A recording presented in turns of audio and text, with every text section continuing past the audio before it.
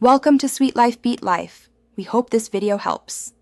You start by restarting the phone and freeing quick space because small corruption and low RAM often make settings crash. Hold power, choose Restart. Once done, clear app cache or remove one large app to free about 0.5 GB. Make sure the system is up to date. Open Software Update and install any pending Android or security patches. These first actions address transient software conflicts and version mismatches, which are the most common causes of settings stopping unexpectedly. Once you've done the basics, clear the settings app data to remove corrupted preferences. Go to Apps, Show System, pick Settings, then Storage and clear data. If the crash persists, reboot into safe mode to disable third-party apps temporarily. This isolates whether an app is the culprit.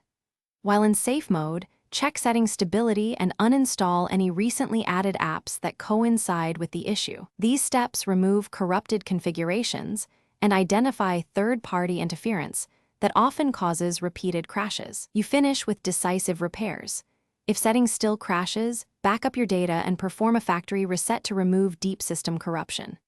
Before that, try wiping the cache partition from recovery mode. Power off, hold volume up and power, then select Wipe Cache Partition, because it's non-destructive yet effective. If even a reset doesn't fix it, capture the exact error message and contact Samsung support or a service center. This troubleshooting tip speeds diagnosis when hardware or firmware replacement is needed. Thanks for watching. Consider subscribing if we helped you.